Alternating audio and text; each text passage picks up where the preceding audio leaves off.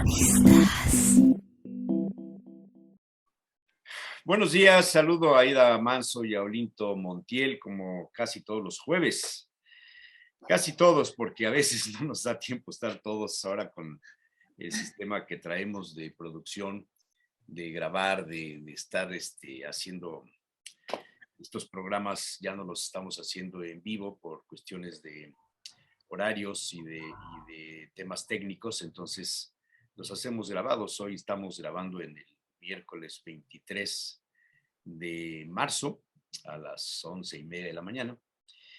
Este programa pasa a las 8 de la mañana del 24 de marzo. Entonces voy a situarme mentalmente en el 24 de marzo y proponerles que recordemos dónde estábamos el 24 de marzo de 1994 a las 7:00 de la noche. ¿Qué estábamos haciendo? No sé si se acordarán qué estaban haciendo, cómo se enteraron, cuál fue el primer sentimiento que tuvieron después de conocerse que el candidato del PRI, Luis Donaldo Colosio, había sido asesinado. Bueno, lo habían baleado. Horas Ujú. más tarde se conocería Sí. de su muerte.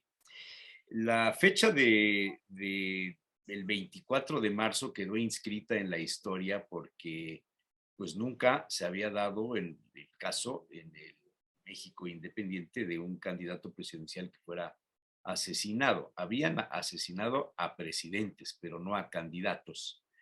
Y este fue un caso sumamente sonado.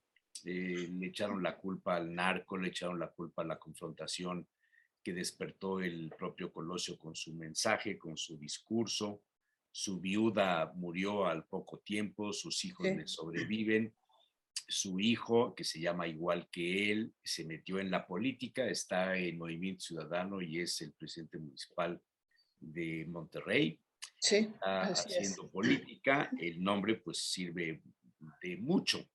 Pero, ¿qué huella nos deja el tema de un candidato, de un político asesinado en la forma como sucedió? ¿Y qué es lo que ha pasado 28 años después cuando el presunto asesino que ha sido sentenciado de por vida está alegando una serie de temas después de 28 años? Está presentando algunos recursos para que sea revisada su sentencia y su culpabilidad. Se especuló mucho en aquellos tiempos que era un individuo raro, que tenía dibujos raros, que leía cosas raras. Había quien pensaba que lo habían preparado, que lo habían adoctrinado, que lo habían convencido de que era un asunto de vital importancia para su familia, para él, para México, el asesinar a Luis Donaldo Colosio. La forma como matan a Luis Donaldo Colosio, hay una película buenísima sobre este tema. Ujú.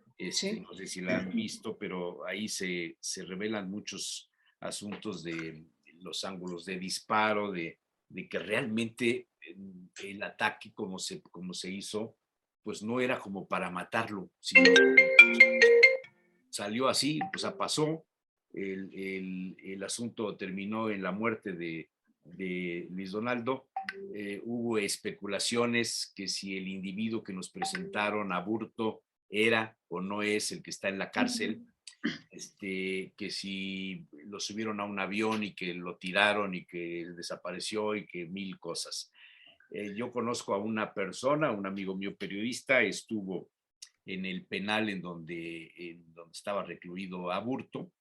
Le pregunté, oye, ¿cómo está? ¿Cómo se ve? ¿Qué hace? Me dice, es un tipo que no sabe ni quién es. Así me lo describió Lemus, Jesús Lemus, que estuvo ahí en ese penal. Ah, Dice, claro. es un tipo que no, pues que está como ausente, como ido. Entonces, son muchas cosas. ¿Y cómo se llevó el duelo en México de la muerte de un político que era sumamente querido y que estaba intentando marcar una diferencia con el pasado, con el salinismo?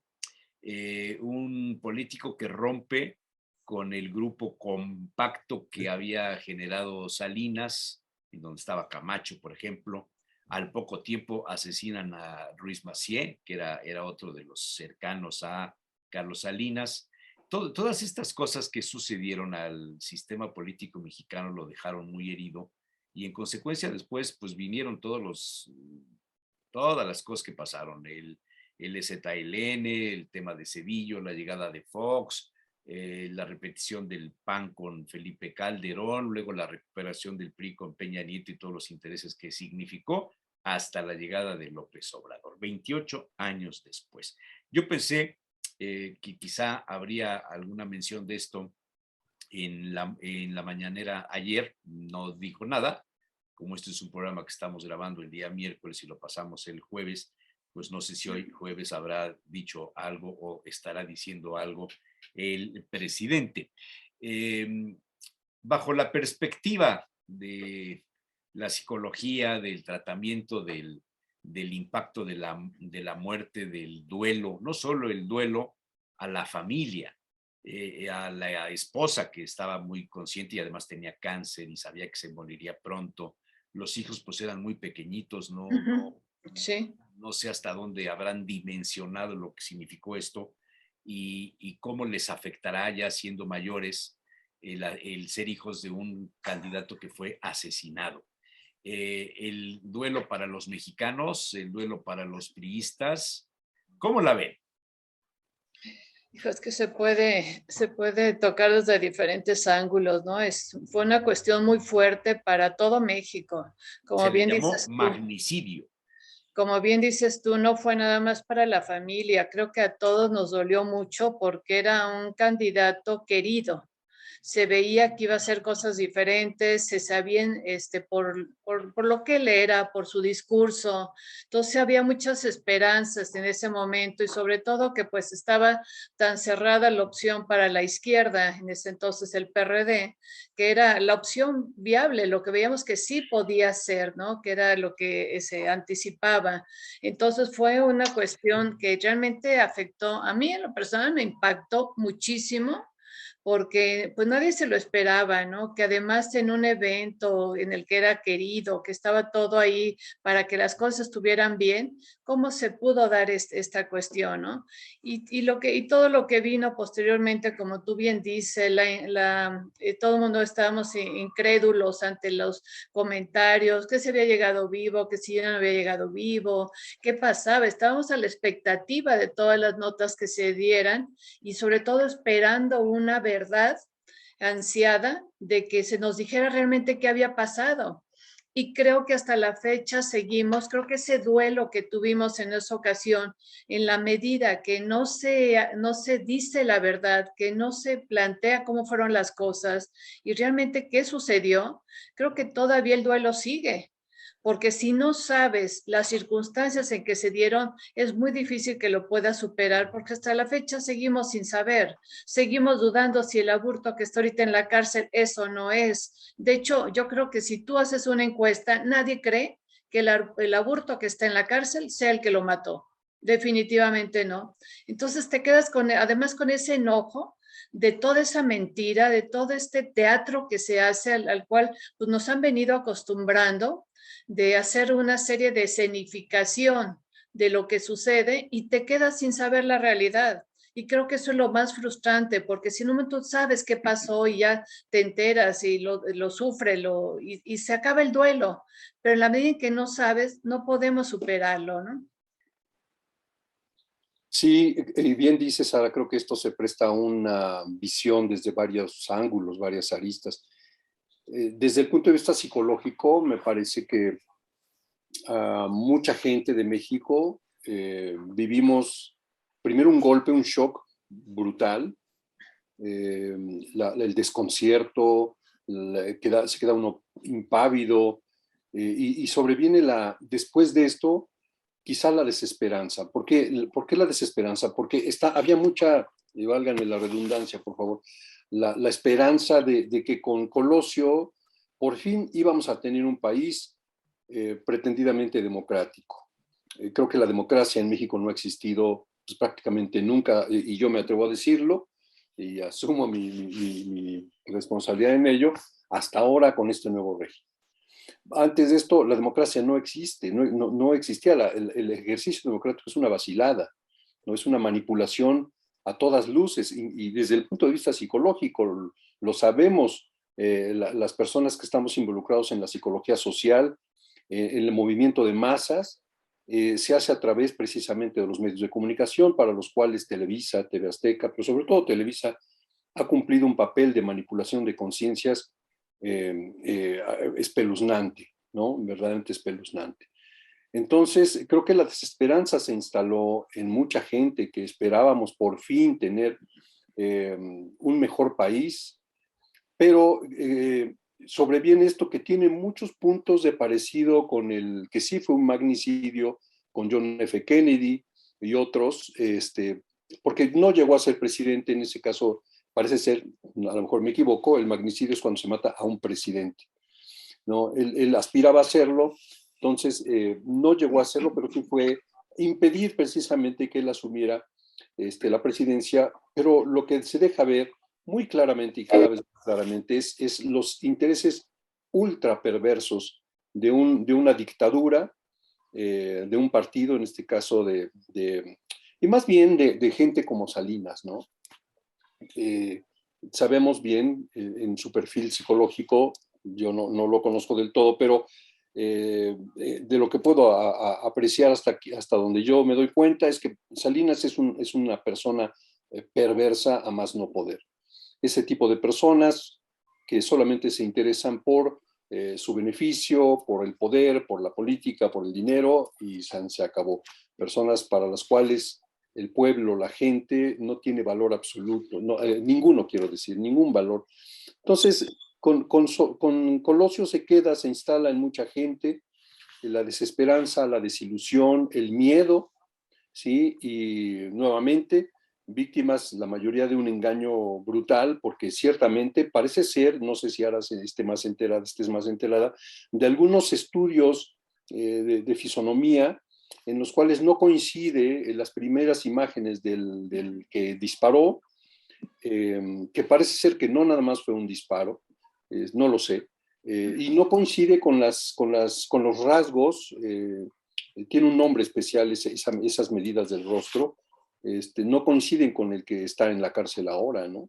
Entonces, pues, otra vez vivimos con Colosio lo que estuvimos viviendo durante muchísimos años: el engaño, la manipulación, el crimen, y una situación absolutamente ficticia. Nos engañaron, nos manipularon de una forma inmensa, ¿no?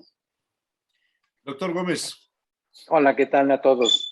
Bueno, pues mira, me imagino que están hablando acerca del duelo y la pérdida que podemos tener como seres humanos. Yo creo que más allá de las acusaciones y tratar de ver por qué este mecanismo sucedió, y principalmente con el candidato Colosio, yo me imagino una familia que pierde la cabeza, y puede ser el padre. Y en el arrancar de forma repentina la vida de quien llevaba en ese momento, como dice Olinto, la esperanza, pero que está en el supuesto, porque no sabemos hasta dónde pudo haber avanzado el país en esa democracia. Y hablando de lo político, dices, bueno, conocemos el camino de los políticos y cómo se habla y cómo se instaura una supuesta democracia.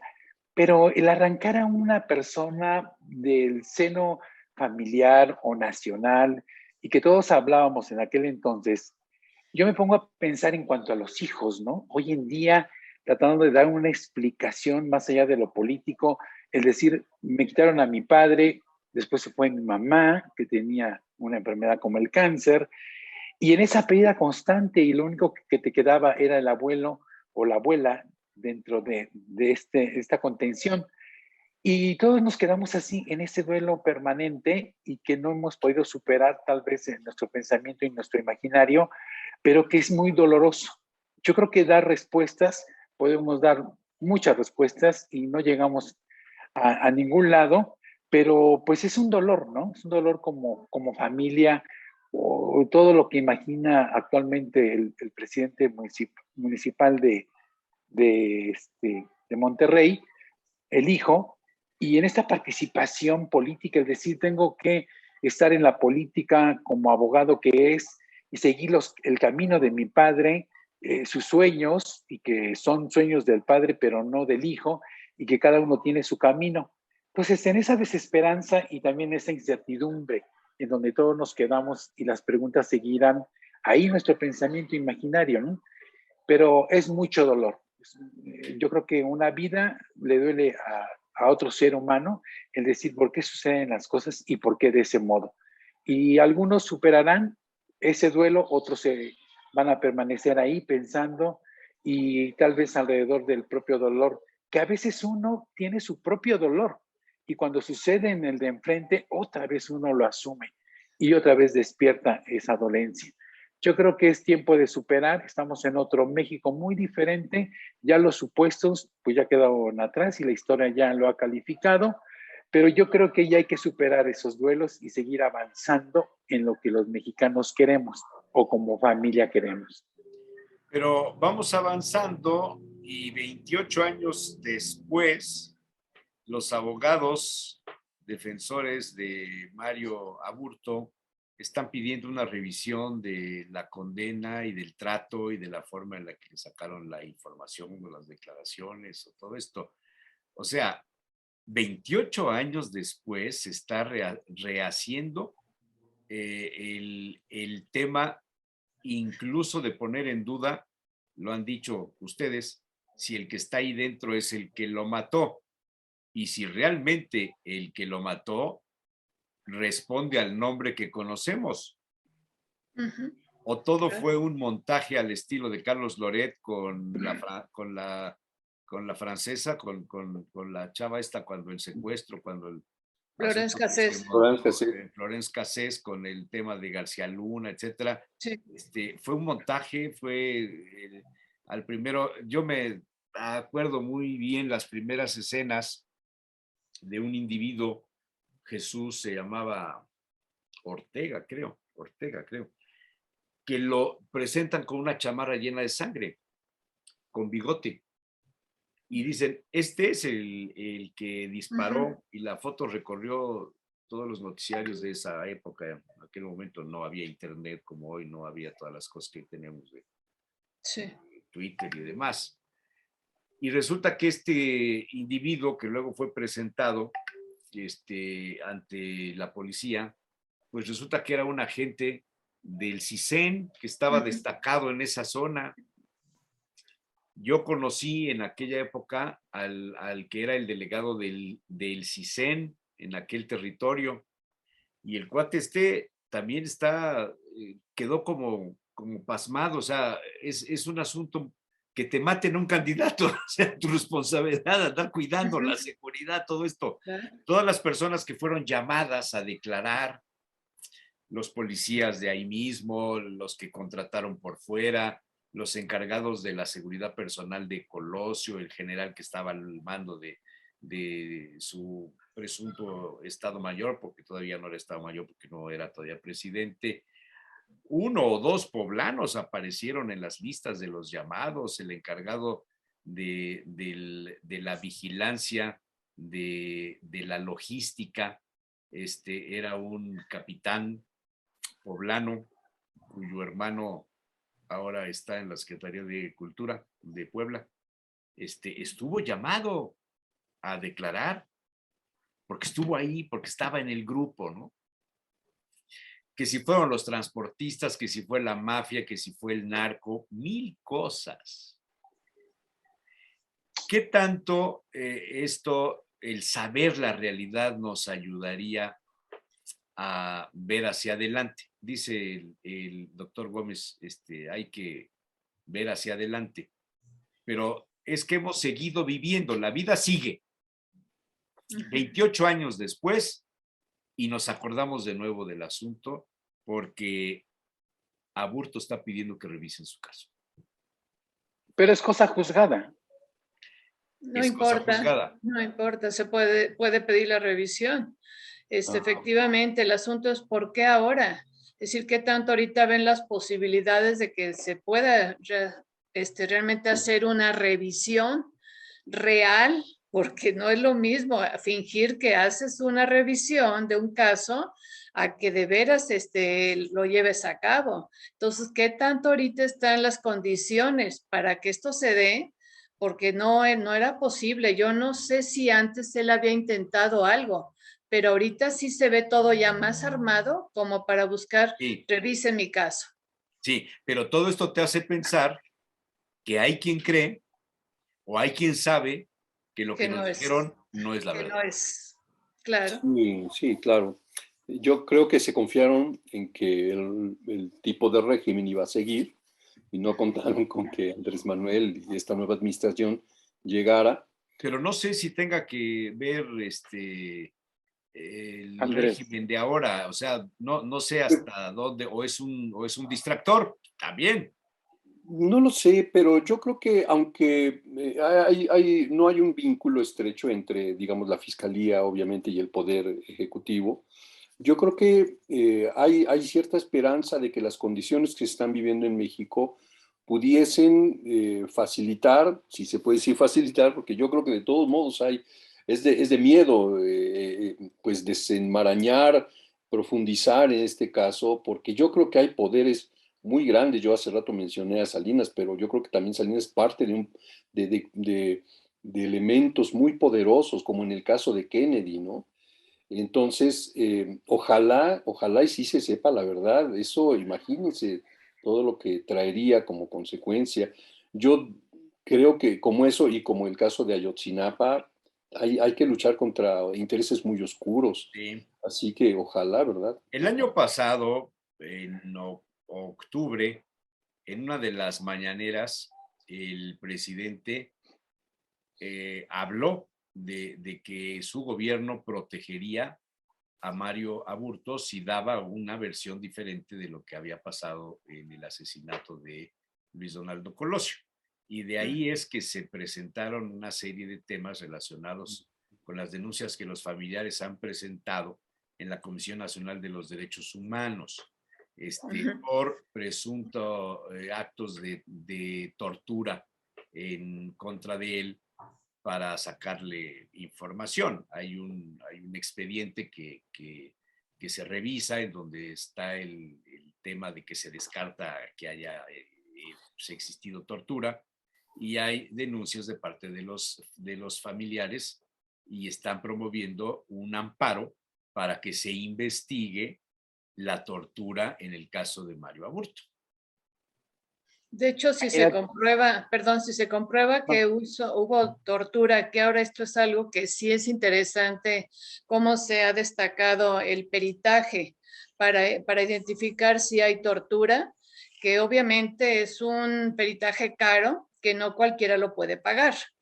Entonces sí es interesante porque muchos casos que, como bien decía Víctor, ya estaban juzgados, se han venido abajo en la medida que tú pruebas que hubo tortura. Y esto es un peritaje muy importante que se hace a nivel de médico y psicólogo. Entre los dos dictaminan qué tanto fue una declaración forzada o no lo fue. Esto es Ahí muy tienen interesante. la foto. Ok, ahí está claro. Ah, sí. La fisionomía, ahí El está lado lo que decía izquierdo es el Olinto. primero que fue presentado. Después resultó que era uno de los agentes del CISEN. Sí, Este es otro que se parece y este sí, es el que está preso, el de la exacto. extrema derecha. ¿Quién es quién? Es un asunto que parece de risa, pero aquí hay otras fotos en donde se ve ya cómo es ahora. Desde el punto de vista criminalístico se desbarata esto, ¿eh? Mira, este es el que era en el 94, fue Claro, en el 18, quizás sea de las últimas fotos que se le tomaron, sí. es la única que hay ahí. Aquí Pues ya hay no se otras. parece. No corresponde la Este, fisionomía. este es No. el primero que sale la foto, Ajá, Y este es el que era el agente del CISEN. Y este es como lo presentaron después, donde todo el mundo decía, no, pues claro. no es este. Pues ¿Cómo no, ven? ¿De dónde 28 salió? años después y seguimos con el mismo tema. Ujú. Oye, pero ¿quién le va a poner el cascabel al gato? No lo sé. Si comenzáramos a revisar todo lo que ha pasado Esta en es la México, primera foto. Ya, no, pues muy diferente. sí, sí. Hay Oye, rasgos que son constantes. Hay rasgos que no claro, corresponden Para en lo más nada, mínimo. para nada, En lo No, más mínimo, ¿no? ¿no? En la película también está muy bien documentado, ¿eh? Se Sí. observa muy bien, está muy bien realizada. No sé si hay, bueno, estas creo que son, esta es la última foto. Es la última foto quizá que se ha tomado de él a los 26 años. O sea, esta fue hace 2 años. ujú. ya cambió ahora sí. ¿Cómo ven? Pues mira, yo creo que hay que dejar las cosas como están, ¿verdad? Si comenzáramos a buscarle, o sea, al juez le tienes que llevar evidencia Ujú. y ya no hay evidencia. Inmediatamente pusieron la explanada, ¿verdad? Porque era un lugar de tierra, todo quedó bajo ese cemento, se modificó toda la escena, desaparecieron a que tenían que desaparecer, Hicieron el decían que había monumento ahí, 7, o sea, o todo. sea, como, ¿qué evidencias le vas a llevar No, y quién no, va a pues la buscar, única ¿no? evidencia es la confesión que pueda tener Mario Aburto. Ya me dirán ustedes si 28 años después va a decir, no, pues yo no fui, yo ni estaba, yo andaba en otra parte ese día. Pero No, yo pero creo sí que se puede probar. sí, yo creo que va más allá de basarse solamente en lo que él diga. Yo creo Claro, que las investigaciones periciales, y sí, eso ahora sabe mil veces más que yo, pero me imagino que van por varias líneas, entre otras las declaraciones, pero no es lo único, porque obviamente va a decir, no, pues yo no fui, y ya con eso, pues no. Y no, yo creo, respecto a lo que dices, Víctor, de que ya hay que dejar esto y hay que, como decían, ya supérenlo, ¿no? Ya dejemos esto aparte. Yo creo que la intención no me parece del todo mal, pero hay una necesidad humana y eso es algo que pasa, por ejemplo, en pacientes que tuvieron una experiencia adversa en la infancia, vamos a poner, por ejemplo, abusos, de que eso pasó hace 20, 25, 30 años, y sin embargo, o por ejemplo, conocer a sus padres verdaderos de gente. Alguien puede decir, pues ya, mira, siéntate, enfócate en tu presente, deja eso, haya pasado lo que haya pasado, pero hay una necesidad humana, y eso es algo en la psicología profunda humana, claro. de esclarecer qué es lo que viví, qué es lo que me sucedió. Cuando la persona logra conocer, por duro que sea, lo que pasó, que sucede muy frecuentemente con las personas que no encuentran a sus hijos desaparecidos, aunque encuentren el cuerpo, empiezan a tener paz, aunque haya sido asesinado. Pero la incertidumbre de qué es lo que sucedió también ocurre a nivel colectivo. Como pueblo, y a mucha gente, obviamente hay personas que realmente no estarían de acuerdo y prefieren dejar esto, pero a mucha gente sí nos interesa saber para poder entender lo que hemos vivido, me parece que es fundamental sí conocer lo que realmente sucedió. Eso le da mayor certidumbre incluso a nuestro presente. ¿Y Sí, no, cómo le yo creo, aliviarías? ¿Cómo alivias esa herida? Desde el punto de vista psicológico, Pero terapéutico, lo acabo de decir. nunca vas a encontrar el cuerpo. No, ¿Cómo no, no, no, es alivias que no, no, no, no pero no se importa. trata de eso. No, no, no se trata de eso. Sí, Fíjate, cuando una persona, yo puse, bueno, el caso de personas, de mujeres, hombres que perdieron a sus hijos y cuando encuentran, ya detienen, pero no nada más cuando encuentran el cuerpo, cuando se enteran de qué fue lo que pasó, qué claro. fue lo que verdaderamente ocurrió allá y entonces adquieren una paz. Es un fenómeno psicológico muy profundo, muy especial, de que cuando entendemos qué pasó, nuestro presente adquiere un color distinto. Como ciudadanos, como pueblo, y digo, no a todos, pero a muchos sí nos serviría saber qué es lo que ocurrió, quiénes fueron los perversos que ordenaron eso. Nos daría una mayor certidumbre, ordenaríamos mejor nuestra concepción incluso del presente, de lo que vivimos. Me parece, a mi juicio, que sí es necesario.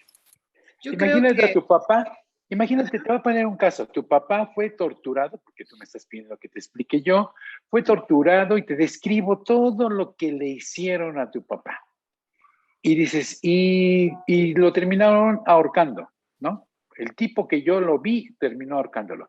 Como para qué necesitas saber todos los detalles de la manera en que murió tu papá, y el decir, sí tengo la fuerza y ese espíritu como para enfrentar ese suceso a través de una descripción de un personaje. Yo creo No, que a pero, veces uno dice, mejor así lo dejamos, ¿no? no, pero no son los detalles, aunque Claro. podrían contribuir. No son nada más los detalles. Incluso fíjense que hay personas que cuando logran descubrir de dónde vienen, incluso de su pasado 2 o 3 generaciones anteriores. Por ejemplo, tengo una amiga que recientemente, bueno, hace como 2 años o 3, emprendió un viaje a Italia porque ella tiene un apellido italiano y encontró sus raíces de su familia en una región del sur de Italia. Cuando ella encontró y vio las costumbres de la gente de por allá, entendió mejor a su padre, fíjense, porque dice, Claro. bueno, la gente de por allá, de esa región de Italia, son gente que grita mucho y son gente agresiva y con tantito y se están peleando y son gente muy así. Y así era mi padre. Y yo no lo entendía, decía, ¿por qué mi padre es así? Cuando vi la gente de por allá, me di cuenta, wow, cómo esto se reprodujo en mi padre, ¿sí? Y ahora lo entiendo mejor y ahora entiendo mejor mi vida, ¿sí? Claro. Ahora puedo acomodar todo y me parece que sí es una necesidad psicológica profunda que sí podría servir. Obviamente no a todos, ¿verdad? Habrá gente que diga, bueno, pues eso es inútil, ¿para qué? Bueno, es muy respetable, pero a otros, por lo menos a mí, creo que sí nos serviría mucho. Yo creo que no es tanto efectivamente los detalles, de hecho hasta sería una cuestión ya masoquista, ¿no? Buscar detalles así como fue, en qué momento, qué le hicieron, no. Yo creo que lo importante aquí es saber cuál fue la motivación, por qué se lo hicieron, qué fue lo que lo llevó a. No convenía, en este caso, no convenía los intereses, se veían que iba a destapar algunas cosas, ¿qué había atrás, no? Eso es lo importante, porque yo lo he visto esto y que es para sanar es definitivamente necesario, Víctor, el saber el por qué. Sobre todo cuando trabajamos en mediación penal, en casos de secuestro, de violación, la pregunta de la víctima o víctimas, porque a veces la víctima falleció y quedan los sobrevivientes, los familiares que también son víctimas y víctimas muy fuertes, ellos quieren saber el por qué.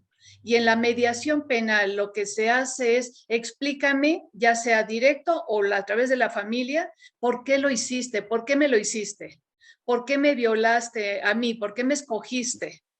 ¿Cuáles fueron las causas que te llevaron a que me atacaras? O la familia, si ya no está la víctima principal, es porque a mi hija, porque a mi padre. O Eso es sea, importante.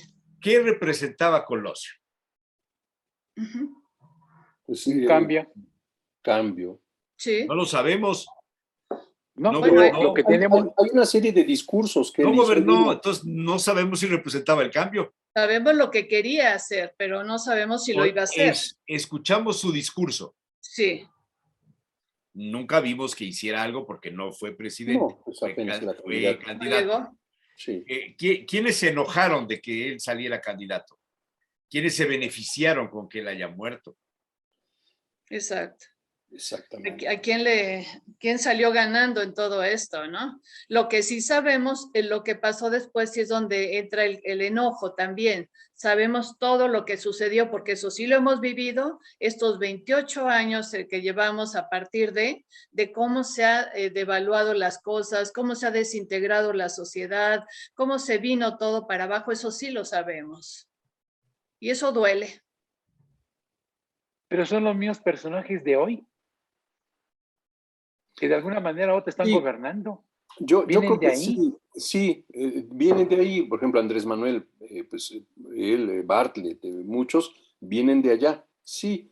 Pero yo creo, y porque yo lo veo ahora también en términos, puede ser chocante, pero así es, en términos psicológicos, cómo la gente, aunque aparentemente es la misma, por dentro la gente puede hacer un cambio, puede hacer ajustes, su mirada, sus actitudes pueden cambiar. Un hombre violento, por ejemplo, un hombre violento, por ejemplo, yo tuve un caso de una persona que cuando llegaba a su casa, si no estaba la sopa servida, las tortillas calientes en una servilleta especial, azotaba, botaba todo y además le exigía a su mujer de que limpiara todo y a sus hijas también. Y él como rey esperando que le sirvieran su comida, el clásico macho.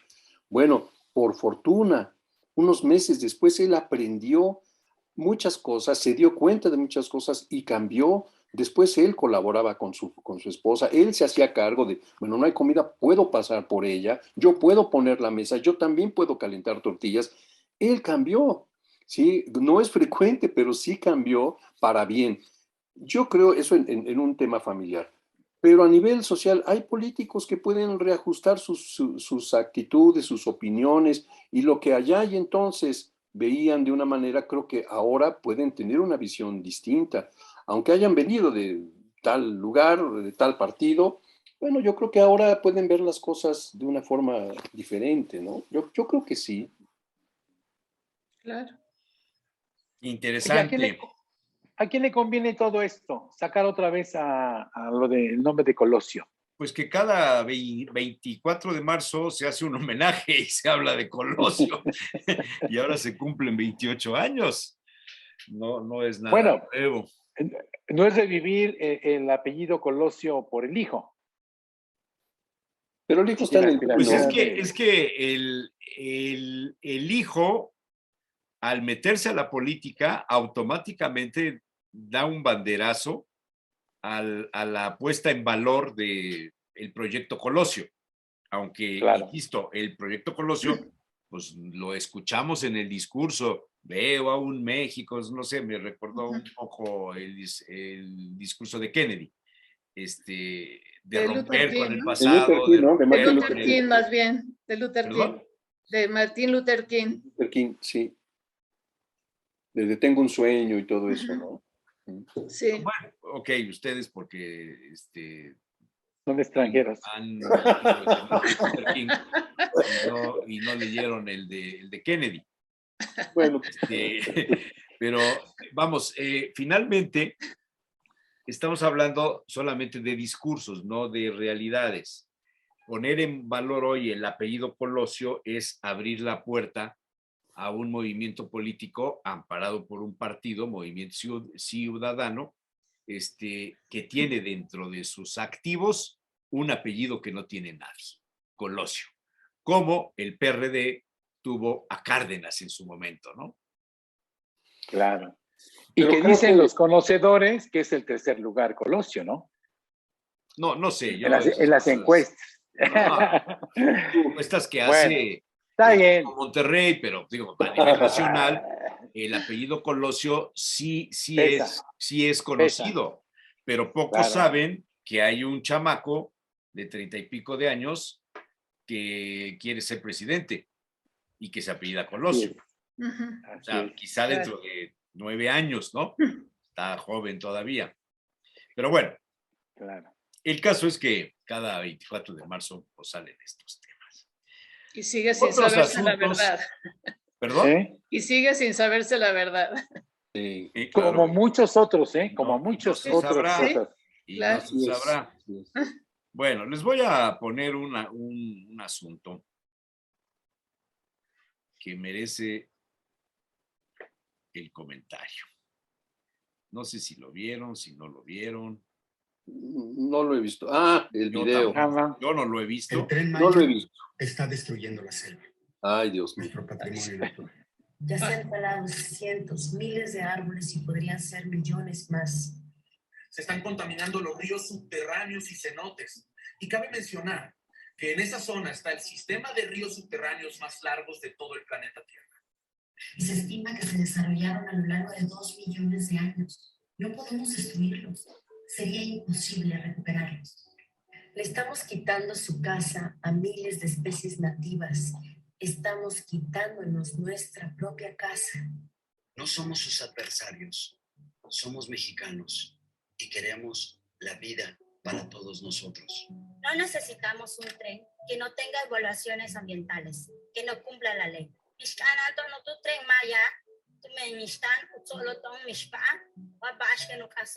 Sí necesitamos de nuestras selvas, sí necesitamos de nuestros ríos, de nuestros cenotes, del agua, de la vida. Presidente, no hay prisa. El tramo 5 pasará sobre ríos subterráneos, cuevas y cenotes, un ecosistema único y el más extenso en el mundo. Necesitamos proteger nuestro patrimonio nacional. Lo invitamos a que venga a recorrer la zona y que escuchemos a los expertos. No necesitamos un tren, necesitamos conservar nuestro territorio. Y queremos frenar el daño a la península. Si no es hoy, ¿cuándo lo vamos a hacer? La Riviera Maya nos los está pidiendo a gritos. Todos juntos por México. Salvemos la selva, salvemos el agua. Qué de ecologistas salieron, ¿eh? Wow. De repente proliferaron ecologistas. Qué decepción ver a este cuate, el de Café Tacuba. Sí. No me gusta Café Tacuba, pero como músico lo respeto mucho. Digo, wow, yo pensé que tenía un poco más de seso este cuate y resultó una apátrida. A mí me da mucho coraje, perdón, pero me parece indignante porque yo hubiera querido ver a estos jóvenes, a estas personas, protestar por todo el daño ecológico que se iba a hacer o que se hizo con la construcción del nuevo aeropuerto internacional. Estamos perdiendo millones de árboles, estamos perdiendo el acuífero maya del que depende toda la flora, toda la fauna y la vida humana misma. No somos adversarios, somos mexicanos, somos del pueblo. No necesitamos un tren que no tenga evaluaciones ambientales, que no cumpla la ley. Sí, necesitamos la selva, los ríos, los cenotes. Aquí qué horror. Estamos 5, norte y sur. Está causando muchísimo daño a la belleza escénica, a la fauna silvestre y a la vida en estos ecosistemas terrestres que están conectados con los marinos. Nosotros lo que proponemos es que se hagan los estudios ambientales correspondientes para ver si este proyecto es viable y sobre todo que se cumpla la ley. No necesitamos un tren, sí necesitamos la selva. Te invito a que explores la realidad del Tren Maya, a que investigues, curiosees y te llenes de información para que tengas una postura y formes parte de este diálogo tan importante sobre el impacto que este proyecto puede tener en la vida que conforma la tierra por el que atraviesa. Gracias. Son varios, todos están bajo el hashtag Sálvame del tren, sálvame del tren, ese es el... Y se nota que lo están leyendo, ¿eh? Absolutamente.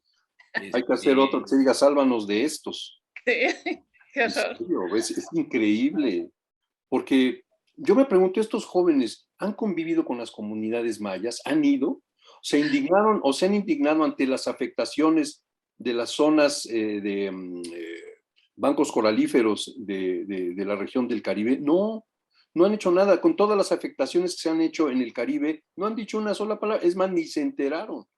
¿Sí? Ni con los árboles que se tiran aquí cerca de uno, simplemente. No, ¿Quién dice algo? Nada, es increíble. Pero lo peor de todo, bueno, lo más triste es que hay mucha gente que les cree. Sí. Ese es el papel de la televisión, manejar las conciencias, hacer que la gente no investigue, no lea, ¿sí? Porque ellos dicen, investiga, averigua. Pues, precisamente averiguando y leyendo, informándose, se dan cuenta que es una patraña televisera. Nada más que esto no está saliendo en la televisión. No, en redes sociales. Está en redes sociales. ¿Ya quién ve la tele? No, en redes sociales. Está destruyendo la selva, nuestro patrimonio natural. Están talando miles de árboles y podrían ser millones. Les está quitando la casa a miles de especies nativas. Escúchanos, presidente. No somos tus enemigos.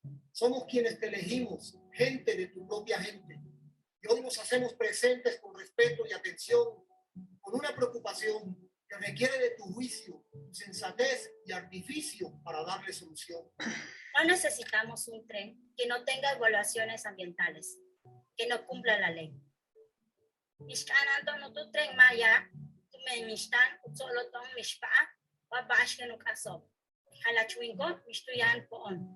Sí, necesitamos la selva, los ríos y los cenotes. Necesitamos restaurar y respetar a las comunidades que han logrado que este lugar se mantenga y se sostenga. Oh, caray. Presidente, escuche las propuestas de los expertos en desarrollo sostenible y cumpla la ley. No hay prisa en construirlo y si urge hacer las cosas bien. Escuchen a los expertos. No necesitamos un tren que se construya así. Necesitamos proteger nuestro patrimonio natural. Pura gente bonita. Las zonas afectadas con nosotros. Todo México juntos. ¿Cuánto les pagaron? Pues sí. Y es que yo creo que hay algo aquí muy importante, es el hecho de que, miren, todo avance en el mundo, la misma civilización, la creación tecnológica, todo implica afectaciones en el medio, ¿sí? O sea, no las carreteras que se han construido, vaya, no ha habido una situación de construcción, de crecimiento a través de las eras, de los milenios en las civilizaciones, que no hayan afectado el medio. O sea, es inevitable construir algo sin afectar donde se está construyendo. O sea, yo quisiera oírlos. Olinto, los seres humanos, los animales, estamos destruyendo. Nosotros para vivir tenemos que matar. Sí. O sea, yo quisiera verlos de veras protestar, por ejemplo, todas las afectaciones que hay en los ríos, por ejemplo, de Hidalgo. Si uno recorre el estado de Hidalgo, es increíble los canales de porquería que llegan a los sembradíos de Hidalgo. Hay regiones en el Valle del Mezquiteo, en esta parte desértica de Hidalgo, donde, o es más, una región árida, donde se ven las espumas de elementos químicos, el riego con aguas verdaderamente oscuras, no por el nombre de aguas negras, que eso a lo mejor hasta le sirve de abono, no, sino de cuestiones químicas. Uno ve la tierra donde está sembrado el maíz, negra, absolutamente negra. Dices, bueno, ¿con qué están sembrando estas plantas? ¿Quién protesta de eso? ¿Quién dice de lo demás? Insisto en eso, las afectaciones que se hicieron en la construcción del famoso aeropuerto de Texcoco, iban a darle en la torre, devastaron cerros, muchísimos cerros, iban a impedir y afectar la migración de aves, ¿sí? Iban a acabar con un vaso muy importante de acuíferos en la zona del Estado de México, en Texcoco. O sea, ¿dijeron algo estos jóvenes? No, han protestado en contra de la instalación y la autorización de muchas mineras que devastaron pueblos enteros, dicen algo con las compañías refresqueras y cerveceras que acaban con el agua de muchos pueblos de México. No dicen nada, son una bola de fifís ignorantes, de veras ignorantes, que son fácilmente comprables. Yo me pregunto, ¿dónde está la dignidad de esas personas que con una lana los compran? O sea, es indignante ver esto porque no es posible. Bueno, sí es posible con gente de esa calaña, ¿no? La verdad a mí sí me enoja mucho. Pues estamos en el México polarizado, ¿no? De acuerdo a lo que estoy escuchando México siempre en ambos lados. México siempre ha estado polarizado. Siempre. Sí. Qué bueno que nos podemos expresar, dar nuestra opinión, pero como siempre, el tiempo pone todo en su lugar. Pero fíjate, si es para bien o para mal. Ahora sí podemos expresarnos. Los periodistas, aunque ofendan, lo pueden hacer. Antes, como a Jesús Lemos, que no sé si sea el mismo, que incomodó a Felipe Calderón y lo metieron en bote. Sí. Ahora no, ahora le pueden decir y ofender a la propia familia de AMLO, y pues es indignante, pero pues no les hacen nada y está bien. Así debe ser, claro, que puedan decir. No, es un presidente, es un tirano, no tienen la menor idea de lo que es el autoritarismo, la tiranía, o no tienen la menor idea. No, porque si viviéramos en un régimen así como con Pinochet, a la primera ya estarían muertos. O sea, el caso de Jesús Lemos fue muy patente. Jesús Lemos, la misma Carmen Aristegui, que incomodó al Felipe Calderón y le quitaron su programa. O sea, ahora ya no. Ahora, pues, ¿qué pasa? De que les digan fifís, ay, pues qué piel tan delgadita tiene. O sea, en serio, un tantito ofende. Claro. Pero fue Peña, no Calderón, fue Peña con Aristegui. Oye, pero bueno, lo importante es que podemos expresar, decir, vamos para adelante con esta nación, ¿no? De aquí no nos vamos. Bueno, ay, Dios mío. Algún día sí nos iremos. Pero está bien. No sé si porque suspiras. Llorar. Esos suspiros. Esas nostalgias. Esos, Manuel. Pues es que yo no soy experto en cuestiones ecológicas, no tengo ni idea. Pues no. Ni los que están hablando, evidentemente. ¿No? Yo no tengo idea de eso. Eso se la viven ahí se la viven en la Condesa amigos, tomando café. amigas que viven en Mérida y que cuando anunciaron el Tren Maya me dijeron, está loco ese señor. Así me dijeron, está loco. Aquí no se puede hacer un tren.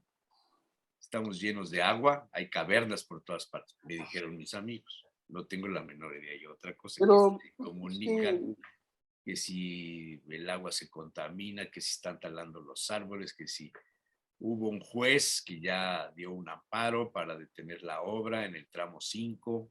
Hubo empresas que renunciaron a la construcción de los tramos por los problemas que había con los pobladores en relación a la tala. Hay muchas cosas que quizá no salen o no se conocen o no se mencionan, pero independientemente de la carga que cada uno de ustedes manifiesta en su comentario en relación a estos personajes, pues para mí Derbez es un cómico. Claro. El Omar Chaparro es otro cómico, la Key del Castillo era amiga del Chapo, claro. el Café Tacuba, o sea, no sé, o sea, alguien con el suficiente ingenio o dinero, claro, por sumó supuesto. a estas personas para hacer una campaña que fuera Claro. exitosa, popular, mediáticamente. Claro. El Así tema, es. quizá, sin perdernos en eso, ¿habrá algo de cierto? Pues a mí me gustaría escuchar a ecologistas, a gente que sabe opinar acerca de esto, no a los artistas que les pagan para ello. Es decir, no hay credibilidad en lo que estamos viendo, al revés. A mí me parece una falta de respeto para los mexicanos que nos pongan estas cosas, ¿no? Denme además, argumentos y los escucho. Y es que además parten de la idea, nos quieren meter a través de estas participaciones, que no hubo estudios ambientales. De veras se da así que no hubo estudios de afectación al medio. Yo creo, yo quiero pensar que sí los hubo. Ahora, si dicen la verdad, bueno, yo creo que parcialmente sí. ¿Es cierto de que se afectan las selvas? Sí. Yo creo que es inevitable.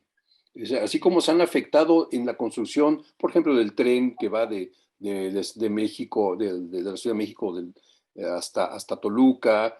Vaya, ¿qué construcción humana no ha afectado al ambiente? Las carreteras simplemente terminan destruyendo. Claro, Que haya afectación. la zona hotelera de Cancún. Sí. O sea, todo eso, y como eso, muchas cosas. Greenpeace, que es una organización internacional no priista, no panista, es una organización internacional. Publicó en abril del 2020, hace 2 años, Tren Maya, ¿cómo afectará el medio ambiente y los derechos de las comunidades? Y dice, el Tren Maya, uno de los proyectos de inversión insignia de la actual administración federal, no tiene la aprobación de varios sectores sociales, entre ellos de las comunidades que se verán directamente afectadas porque no se les ha informado debidamente sobre los impactos medioambientales que traerá. Sin embargo, en plena pandemia, el gobierno federal ha pedido, a través de lineamientos y decretos presidenciales por la COVID-19, mantener activo este proyecto, así como las actividades de desplazamiento de habitantes y producción de acero, cemento y vidrio vinculadas a él. Para al menos una decena de organizaciones civiles y comunidades afectadas, resulta preocupante que frente a la emergencia sanitaria que se ha generado a nivel mundial, el gobierno federal pretenda mantener las actividades relacionadas con el proyecto denominado Tren Maya, pues su construcción y el desalojo de personas no es esencial en el contexto de la actual pandemia. Esto lo escribía Greenpeace hace 2 años y sigue. De continuar el proyecto, estaría en riesgo la salud y la vida de las y los trabajadores que tendrán que continuar con las obras, así como de la población mayoritariamente indígena afectada por el mismo. Paréntesis. Greenpeace no existía cuando se construyó la muralla china ni las pirámides de Egipto. Además, la construcción del Tren Maya durante la pandemia genera un estado de indefensión hacia quienes han manifestado su rechazo u oposición al proyecto, ya que ante la falta de normalidad en el funcionamiento de los tribunales no tienen garantizada la posibilidad real de ejercer su acceso a la justicia para impugnar cualquier acto u omisión del proyecto. Y sigue, pregunta, ¿habrá daños medioambientales? Está un monito ahí, araña, que dicen que está en peligro. Y luego, pues ya viene el boletín para que te suscribas y todo este asunto. Sí, para seguir recibiendo dinero, digo, información de Greenpeace y puedes donar y todo este rollo. Bueno, yo busqué crítica al Tren Maya. Critican grupos ecologistas las obras del Tren Maya, salió publicado en La Jornada el 3 de mayo del año 2020. Decían, se pone en riesgo la salud y la vida de quienes siguen laborando. Está basada esta nota en lo que les leí de Greenpeace, habla también del COVID y de todos estos asuntos. Seguí buscando así temas que tengan que ver con el asunto y todos van a lo mismo, todos son del año 2020. De hace un mes, el Tren Maya avanza en Península Mexicana de Yucatán entre alertas de ecologistas. Esta es una nota de hace un mes y habla de la singular belleza selvática, las playas del Caribe de arena blanca con aguas de color turquesa, la riqueza arqueológica, la diversidad cultural de comunidades indígenas despertaron desde hace 3 décadas la codicia que desencadenó un crecimiento desordenado que desequilibró el frágil ecosistema peninsular. A ver, ¿quién tendrá razón en todo este rollo? Esta última es del País, ¿no? No, El País es el de España. Este es otro periódico que se llama El País, pero no es el de España. Pero a mí lo que me parece es el sesgo. ¿Quién tiene razón? Pues mira, insisto, yo creo que tienen razón en que hay afectaciones del medio, pues sí. Insisto, ¿habrá alguna construcción que no haga afectaciones, o no produzca afectaciones en el medio? Sí, claro, no las hay. Ahora, lo que yo digo, ¿por qué el mismo Greenpeace? Porque yo ya desconfío, yo antes apoyaba, incluso no he podido cancelar mi aportación mensual a Greenpeace, pero ha hecho unas declaraciones que me he quedado así como que Greenpeace diciendo eso. Por ejemplo, esto. Es muy fácil hacerlo desde un escritorio, de alguna oficina en la Ciudad de México. Pero ¿por qué no se van a, por ejemplo, dar una vuelta a Bacalar, bellísimo lugar, y cómo está siendo afectado por corporaciones que están construyendo hoteles y una serie de cosas en lugares prohibidos y lo están haciendo? ¿Quién autorizó eso?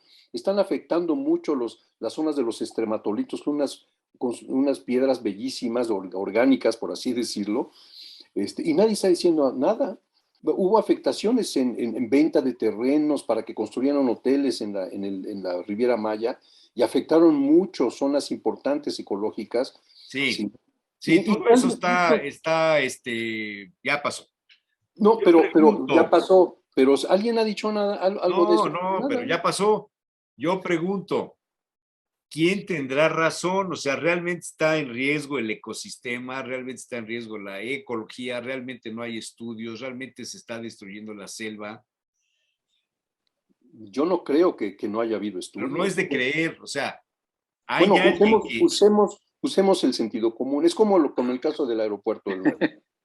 Todo lo que dijeron que era inviable, que los aviones no iban a poder, y nos vamos a quedar con el ojo cuadrado cuando veamos aterrizar los aviones, y pues no va a haber choques, no va a haber problemas. Y yo no creo que hayan construido nomás hacia la buena de Dios, sin estudios ambientales. Yo no creo que sean capaces de hacer eso. Yo creo que sí hay responsabilidad en hacer estudios ambientales. Yo creo que está calculado. La afectación al medio yo creo que es inevitable. Cualquier tren, cualquier carretera, cualquier minería, cualquier cosa de estas afecta al medio, es inevitable. ¿Sí? El mismo vuelo de un avión está afectando el medio. ¿Sí? Cada avión que pasa afecta. Cada carro, cada automóvil que se enciende afecta. Cada fábrica que está produciendo afecta. O sea, no hay manera ya de sustraerse a esto. Bueno, el Washington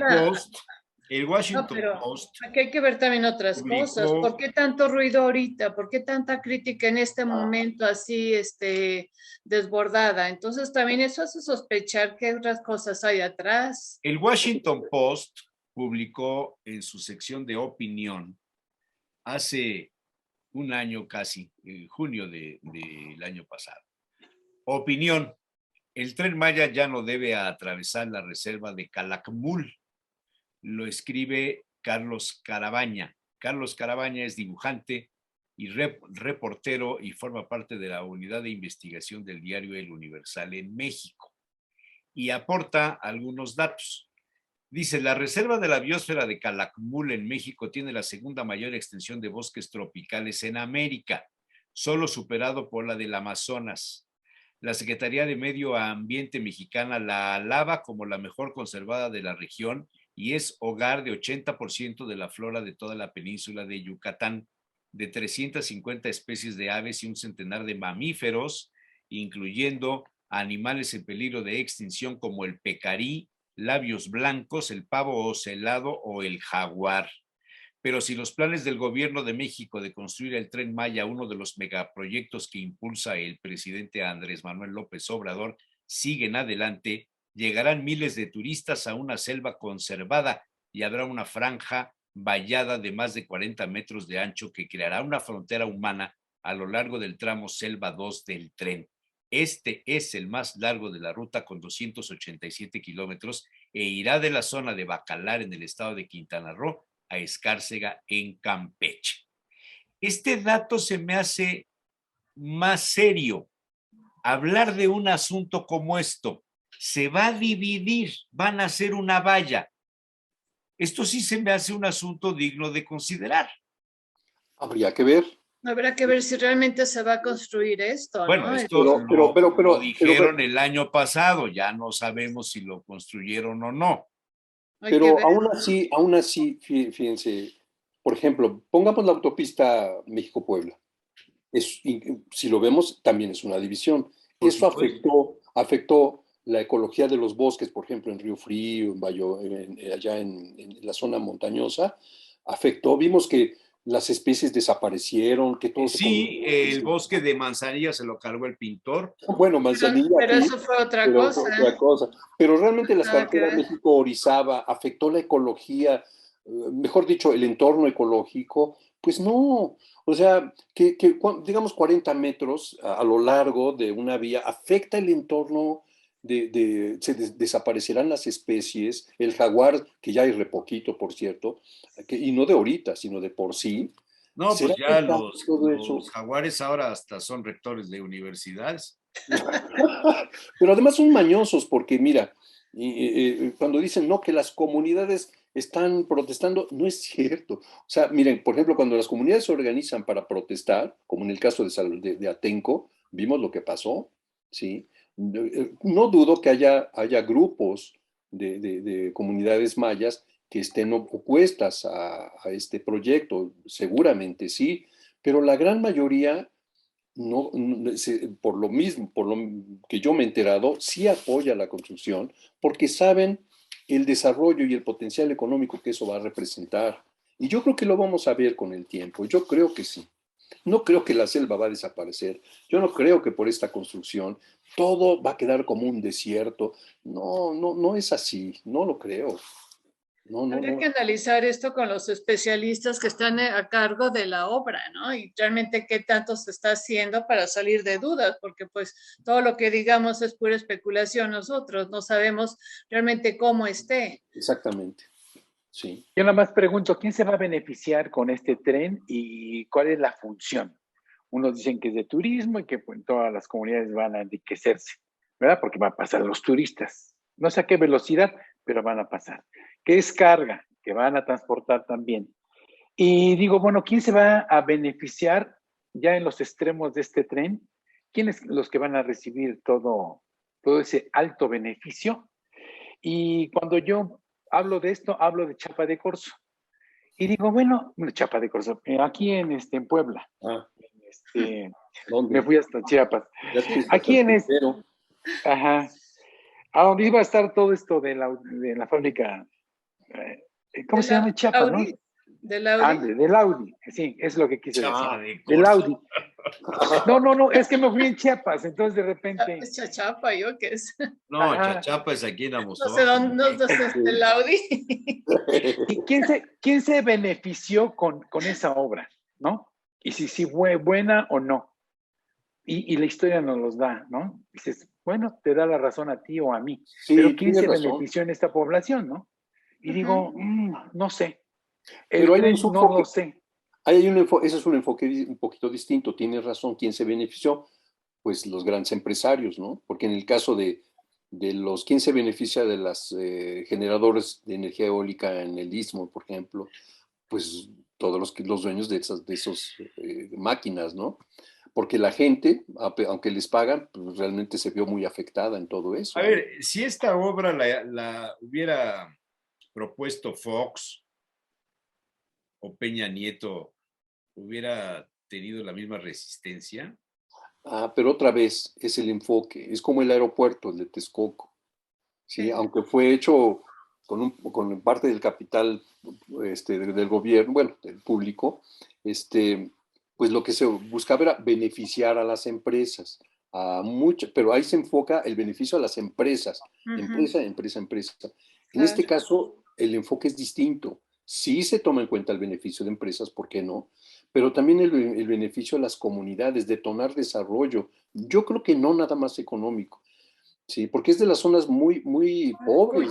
Cultural, turístico, ¿no? Exactamente. Ya lo vimos con el aeropuerto. O sea, no nada más es el puro aeropuerto, hay un museo, hay dos museos hasta donde yo sé, ¿no? Por ejemplo, el de Mamut, el de la aviación. Bueno, no nada más llega uno a volar y ya, sino uno puede hacer visitas a diferentes partes. Entonces, yo creo que aquí la cuestión es que no solamente se enfoca al beneficio empresarial, lo cual es legítimo, sino al beneficio de las comunidades que están en situaciones muy, muy, muy lamentables, algunas, ¿no? Sí. No, hace rato me acordé de Chiapa de Corzo porque ves que hubo el derrumbe ahí en... eso supe. en Chiapas, ahí en el cañón de Sumidero, ¿no? Sí, entonces me vino a la mente esta cosa, perdón. Ajá. Pues esperemos al tiempo. Al tiempo. Entonces, ¿qué hacemos? Esperamos. ¿Apoyamos o no apoyamos? No podemos hacer, para empezar, no podemos hacer nada nosotros. Hay que esperar a ver cómo salen las cosas, como estamos viendo ahorita con el aeropuerto. Sí. Vamos a ver qué pasa con el Tren Maya, ¿no? Y el tiempo lo dirá. Sí. Ayer les mandé un aeropuerto de China. ¿Cómo vieron el aeropuerto? Hermoso. Hermoso, muy bonito. De primera clase, súper todo, rápido, de primera tecnología, nada que es lo que estamos acostumbrados de las filas, las vueltas, toda una eficiencia en el manejo. Pues si todavía no hay gente, nomás hubo 8 vuelos. Espérate que empiece a funcionar. Tú pones a prueba un aeropuerto cuando ya está por encima de la media de su capacidad. Sí, pero todo está planeado para, está calculado. Hay que esperar, igual hay que esperar a que empiece a funcionar y vemos, pero entonces, no es lo mismo. ¿por qué dicen que sí funciona? Pues apenas lleva 2 días. Pues funciona de que se terminó, de que ahí está. Eso es otra cosa, se terminó lo que se prometió. Sí, pero ahí está. La primera etapa. Y terminó como se había dicho que iba a ser en las condiciones que estaba. Vamos ahora a ver el funcionamiento. Claro. Sí, porque sería como en chiquitito, pequeñito, decir, cuando te compras un auto, dices, uno podría decir, ¿y cómo sabes que te va a funcionar? Ya te vas a subir a tu auto, te lo compraste y estás seguro de que va a funcionar. Dices, bueno, pues óyeme, es que me lo vendió una compañía de prestigio. Uy, pues a lo mejor te engañan. No, vas a saber si funciona hasta que tenga 40, 50 mil kilómetros, ¿no? Claro. Dices, oye, no me sales con esto. Yo me compré mi carro y yo quiero confiar en que va a funcionar bien mi carro porque pues hay un prestigio que respalda a esta compañía. Igual con esto. Yo quedé sorprendido porque yo llegué a dudar, híjole, se me hace que no van a inaugurar el aeropuerto cuando dijeron. No lo inauguraron.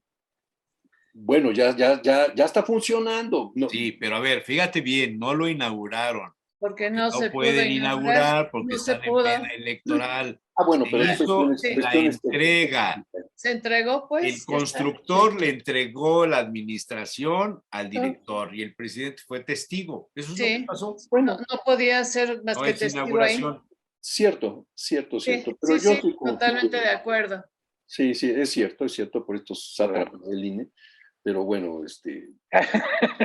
pues, ¿Qué tiene el INE? ¿Qué tiene el INE aquí? Oye, les mandé ayer por WhatsApp. Lorenzo Córdoba, no entremos en ese tema, pero hoy me produce náuseas. Si puedes poner el aeropuerto de China, por favor, que Manuel se no lo vi, no lo vi. No, velo, exhíbelo, por favor. Sí, los chinos son capaces de hacer aeropuerto en 8 años. Sí, son capaces de hacer muchas cosas los chinos. Y con una visión muy diferente. O sea, no solamente una pista. Eso me recordó como cuando... No es una pista nada más la que hay. Son 3 pistas. Sí. A ver, escuchen. Por su forma, se ha ganado el apodo de estrella de mar. Una especie de hexágono de 5 vestíbulos conectados con la entrada principal del aeropuerto. Si hay algo que llama la atención, es su magnitud.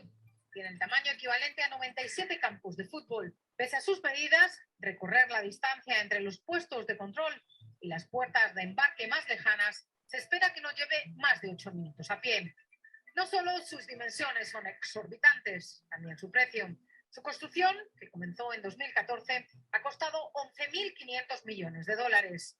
Su interior es espectacular, elegante y moderno, gracias en parte a una cubierta muy distintiva, un tejado de 8.000 ventanas que permiten la entrada de los rayos solares. Todo es de alta calidad, pero sobre todo la tecnología, especialmente en cuestiones de seguridad. Los viajeros serán registrados mediante reconocimiento facial. Los mostradores cuentan con un sistema plenamente automatizado para capturar la foto facial y después transmitirla a cada parte del tránsito del pasajero por el aeropuerto, incluida la seguridad y la puerta de embarque. La meta operacional inicial es un tanto modesta, entre comillas. Se espera que el aeropuerto pueda servir anualmente a un total de 72 millones de pasajeros y 2 millones de toneladas de carga para el 2025, con un plan de expansión mucho más ambicioso, con vistas al futuro. 7 pistas de aterrizaje, 100 millones de pasajeros y 4 millones de toneladas de cargo por año. El nuevo aeropuerto de la capital china está ubicado a unos 50 kilómetros de la plaza Tiananmen, en el centro de la ciudad, algo que no preocupa a las autoridades, ya que contará con trenes de alta velocidad capaces de alcanzar los 160 kilómetros por hora y que prometen en menos de 20 minutos. No, pues sí. Pues, oye, es como si te compras un auto, sigo con el ejemplo de los autos, compras un auto, son unos 300,000, 400,000 pesos, y te digo, oye, pero ¿cómo? ¿Por qué no te compraste un Rolls Royce? Sí, ¿te pudiste comprar un Bentley? No, oye, pues ¿cómo? Mira, mucha gente tiene Bentley, tiene Rolls Royce, ¿y cómo tú te compras un Hondita? Oye, pues no, qué pobre. Oye, pues es que los chinos son un poder inmenso, económicamente es una potencia. Bueno, México todavía no lo es a ese nivel, ¿no? Pues se construye con lo que se puede y con lo que se tiene, sin endeudar al país. No pienso ir a conocerlo, no tengo motivo. La verdad es que me da un poco de flojera ir. He conocido muchos aeropuertos en el mundo. Me gustan los aeropuertos que tienen facilidad de comunicación. Me gustan. Odio los aeropuertos como el del Cairo, que son, bueno, no de tercer mundo, de quinto mundo. Pero hay aeropuertos muy bonitos, como el de Ámsterdam, o muy simples, muy sencillos, como el de Madrid, aunque tiene un tren adentro para transportarse de una terminal a otra. En fin, no pienso ir, no tengo necesidad de viajar, no tengo programado ningún vuelo. Si alguien va, tome fotos, me las mandan y comenten. Vale. Yo escuché ayer, el lunes, se los pondría yo, pero es muy largos, dura como 18, 20 minutos, entonces está medio complicado. Pero es la opinión, el comentario después del acto de entrega del aeropuerto.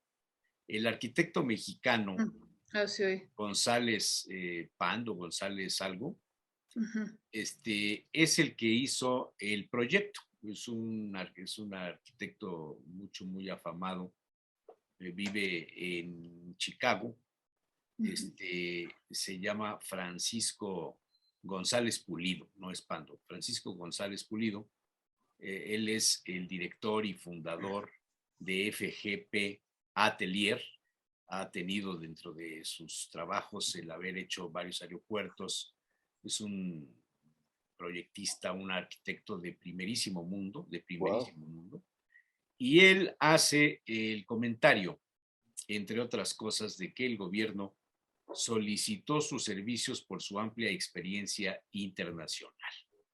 Entre los proyectos que ha hecho el mexicano que vive en Chicago están las terminales del aeropuerto O'Hare de Chicago, el aeropuerto de Bangkok, el aeropuerto de Colonia en Alemania, entre otros, y también participó en la construcción del aeropuerto Benito Juárez de la Ciudad de México y en la ampliación del aeropuerto de Guadalajara en el estado de Jalisco. El arquitecto subió un comentario de su punto de vista, lo subió a su Instagram y ahí revela una serie de cosas que difieren mucho de lo que se hizo en la obra. Les voy a poner nada más la introducción porque dura 20 minutos más o menos. ¿Qué tal? Mi nombre es Francisco González Pulido, soy director y fundador de FGP Atelier, con sede en Chicago. Y he decidido hacer este breve documento para platicarles un poco la historia del Aeropuerto Internacional Felipe Ángeles, desde la voz del arquitecto, que creo que es muy importante que sea parte del discurso, y creo que hemos estado muy ausentes en el proceso de su ejecución. Hemos estado muy ausentes. La idea de este documental es, de alguna manera, presentar los hechos que preceden a la obra de este gran proyecto de infraestructura para México. Este es un proyecto que, de alguna manera, representa muy bien la escala de estos grandes proyectos, de los cuales hemos hecho una cantidad importante.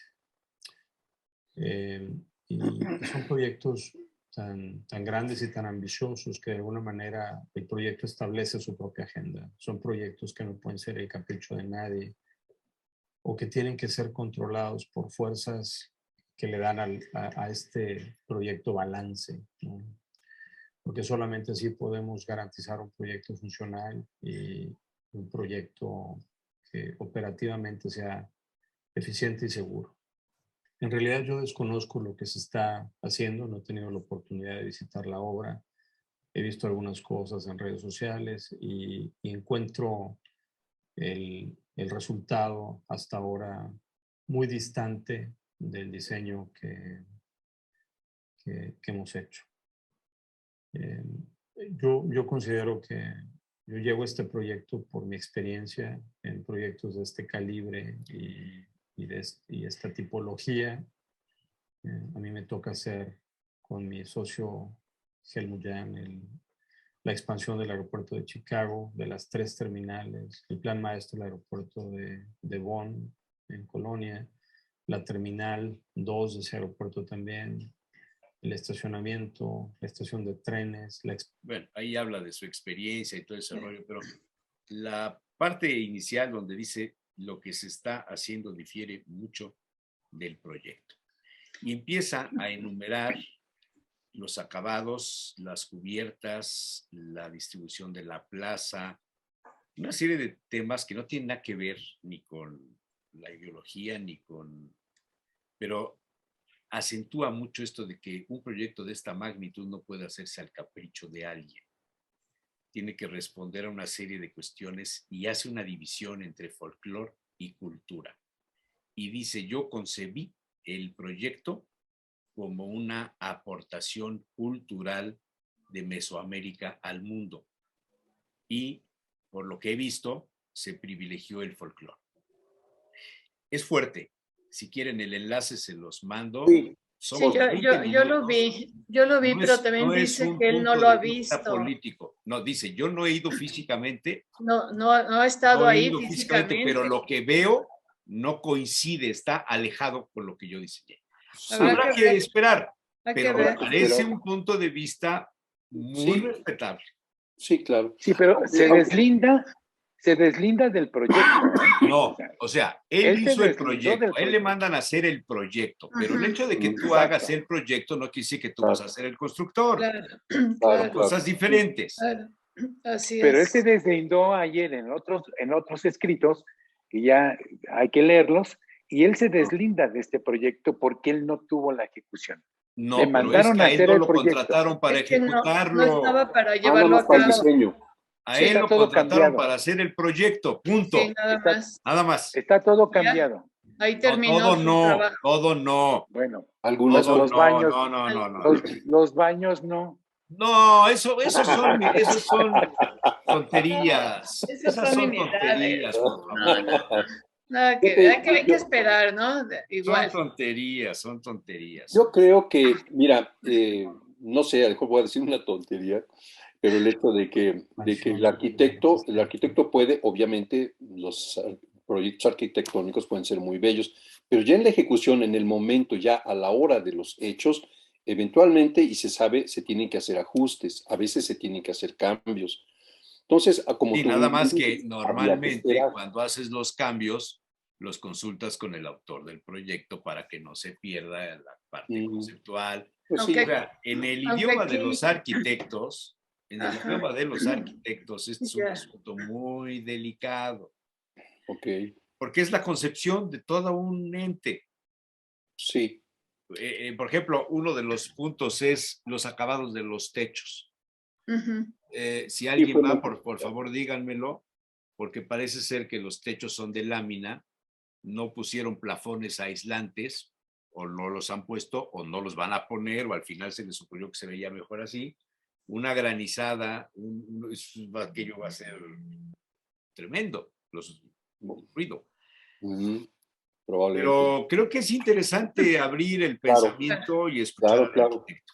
Sí, hay que ver, porque también es lo que sí se sabe es que una cosa es que el arquitecto hace el diseño y ya la parte de la construcción ya tiene que ver más con la ingeniería, ¿no? Entonces, sí, tiene que haber comunicación, pero ya entra también otra especialidad, ¿no? Sí, pero la ingeniería no hace proyectos de arquitectura, o sea, sí, claro. Claro. El proyecto es eso, es un proyecto, es un plan maestro. Que si los pernos, que si los cestos, que si las traves, que todas esas serie de cosas, que si los colores, que si las formas, todo eso forma un proyecto. Sí, claro. El ingeniero, el constructor lo desarrolla, lo aplica, lo hace realidad, lo edifica. Pues sí, hay que ver, ¿no? Esperamos. Ojalá. Es que ustedes están como Pepe Ojeda, yo creo que son parte de los 500, el ejército de los 500. ¿Qué es eso? Es que sí. El ejército, entonces no te han llamado, pero hay un ejército de 500 comunicadores que tienen que defender todo lo que haga López Obrador. No, tampoco. Hay cosas con las que yo no concuerdo. Ahora, yo creo que en esto de los techos... Hasta ahora no se ha notado, Esto que dices de los techos, del techo del aeropuerto, si es por cuestiones de funcionalidad, como lo que tú dices, granizadas, todo eso, pues sí. No tengo la menor idea. Yo estoy diciéndote lo que he leído. Sí. Habría que ir y experimentarlo como pasajero, compararlo. Por eso digo que no podemos opinar ahorita, hay que esperar a ver cómo van las cosas. En cuanto a estética, es que se terminó en la fecha en la que el presidente así es. Pero otra cosa, en cuanto a estética, lo que menos, por lo menos yo me fijo en un aeropuerto es cómo está el techo. No, me fijo en los locales, en los negocios, en la eficiencia que tiene para uno. El techo realmente yo no me he fijado, o sea, no me quedo mirando, ay, qué techo tan impresionante, qué bonito está, ¿no? Pues no, es como si voy a la CAPU, lo que menos veo es el techo, ¿no? No, pero así pueda estar manchado, lindo, preciosísimo, horrible, no me doy cuenta porque no me fijo en el techo. Sí, de las fotos que yo he visto, hay cosas muy lindas, ya cuestión de gustos, lo de los baños, cosas, bueno, pues ya es que van al juicio de otros. Espero que sí. Y no, yo no apoyo todo. Hay cosas que yo no concuerdo. No estoy de acuerdo. Pero esa es una central camionera la que mencionaste, y ese es un aeropuerto. Sí, pero mira, yo no he viajado mucho, pero de los aeropuertos donde he estado, a ver cómo está el Viene techo. con firulilla eso, Víctor. Me tropiezo si me quedo mirando el techo y caminando, que en un aeropuerto no va a prisa. Y uno puede hacer. Ok. Pues ya. Creo que ya dio. Ya dio. Ya dio el programa. Él solito. Ya dio. No, Bueno, él solito da el equilibrio. No, pues hay que esperarnos, no podemos ahorita decir más nada, a ver cómo van las cosas, ¿no? Lo interesante es que lo terminó. Sí, claro. Sí, claro. Okay. Bueno. Eso me recuerda cuando el gobernador de Tlaxcala fue a inaugurar las escaleras automáticas. ¿De qué? A poquito a poquito. Sí, sí. Sí, claro. Bueno. Que fue una fiesta ahí. Señores, ha eso sido no un placer. es otra cosa. Muchas gracias. Hasta luego. Oye, ¿qué les pareció la broma? Semana, vamos al rincón de Salacaín y nos vemos.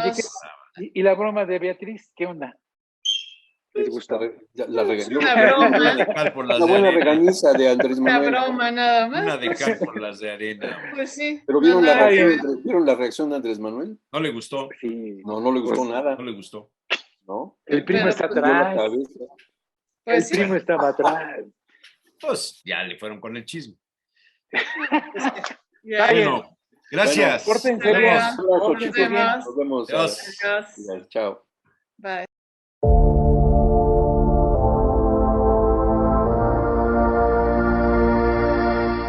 Los periodistas.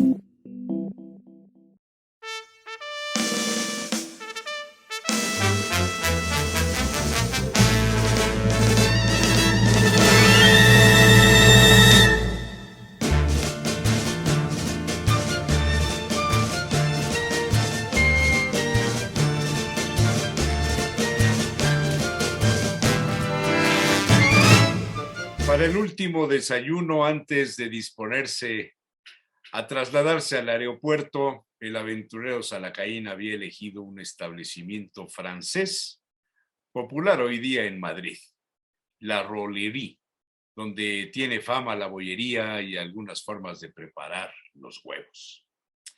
Asombra encontrar entre las sugerencias el llamado desayuno mexicano, así descrito: huevos rancheros servidos sobre deliciosa tortita de trigo horneada con pimientos salteados, salsa de tomate, queso fundido y nuestro guacamole.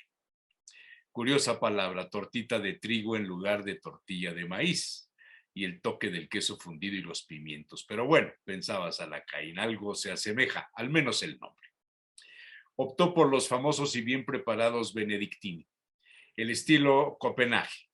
Pan brioche, salmón ahumado, crema de queso a las finas hierbas, huevo poché, holandesa tártara y germinados de ajo. Un expreso doble y agua, eso sería su desayuno. Una de las camareras le conocía y se acercó a saludarle. Ya de salida le preguntó. El aventurero asintió y agregó: hasta dentro de un año quizá. Y la camarera le dijo: muy bien, nos esperan 12 meses muy conflictivos. Quizá hasta cerremos unas semanas por las obras. ¿Las obras? Sí, le dijo. Las obras en la Puerta del Sol empezarán en breve. Remodelarán todo. Vaya pues, una reforma más a la tradicional plaza donde se concentran manifestaciones, despedidas de Nochevieja, llegada de Año Nuevo, citas de amor, encuentros casuales y, por supuesto, sitio ideal para la foto con el emblema madrileño de la Osa y el Madroño, la escultura más fotografiada quizá de la ciudad junto a las Cibeles. Salacaín pagó su última cuenta en Madrid y optó por dar un breve paseo en la Puerta del Sol. La estatua de Carlos III permanecerá en el sitio, no así las dos fuentes serán suplidas por una sola y en el centro la escultura ecuestre. La Osa y su Madroño serán cambiados de lugar. Lo mismo la Mariblanca, esa pequeña escultura de una figura femenina muy joven a la entrada de la calle Arenal. Feliz debe estar Alberto Chicote, el famoso cocinero y dueño de Puerta al Sol, la terraza inaugurada hace poco y desde donde se tendrán unas magníficas vistas. La nueva plaza conservará la placa del llamado kilómetro cero, el sitio desde donde parte la medición de todas las carreteras cuyo origen es Madrid. Además, se anuncia la peatonalización de toda la zona y el retiro de esa horrible estructura de entrada del metro conocida como La Ballena. Años antes, Alacaín disfrutaba de tomar un café o un vermut en el Hotel París, cuya fachada se coronaba con el anuncio de Tío Pepe, luego trasladado a un lado, arriba de Casa Diego, quizá el último sitio especializado en abanicos en la esquina de Puerta del Sol y la calle Montera, en funciones desde 1858. Quedará también el espacio de La Mallorquina, la popular pastelería establecida en 1894 y donde todo mundo ha pasado a tomar un café o un chocolate con algo de bollería dulce o salada. Alacaín adoraba las napolitanas. Quizás seguirán en la Puerta del Sol las vendedoras de lotería, los mimos y esculturas vivientes, ¿quién lo sabrá? A lo largo de varias décadas, el aventurero había visto la transformación de Madrid, el surgimiento de nuevas tendencias, hitos gastronómicos y culturales, y echaba de menos muchas ausencias. La última, muy lamentable, Casa Patas, el templo del flamenco en los últimos 30 o 40 años, cuando lo fundara Martín Guerrero, fallecido. Su hijo ha dado el cierre definitivo a consecuencia de la pandemia. El templo del flamenco, sin duda, ahí nació Rosalía, quien mezcla el flamenco con la copla como nadie. Por su tablao han pasado Carmen Linares, Estrella Morente, Tomatito, Remedios Amaya, Agujetas, Chocolate, Terremoto y muchos, muchos más. En fin, pensaba el aventurero Alacaín de regreso al piso para recoger el equipaje. Una vuelta más a los recuerdos, un viaje más, un día menos de vida y el futuro marcando el destino de la vida. Por lo menos hubo una buena noticia esa mañana. La Asociación de Cocineros y Reposteros de Madrid había otorgado el reconocimiento al mejor restaurante de la ciudad en 2021 al Corral de la Morería, donde el cocinero David García, nacido en Bilbao, ha dejado sentir una experiencia inolvidable al mezclar comida y flamenco. Pero esa es otra historia. ¿Cuándo volvería a Madrid?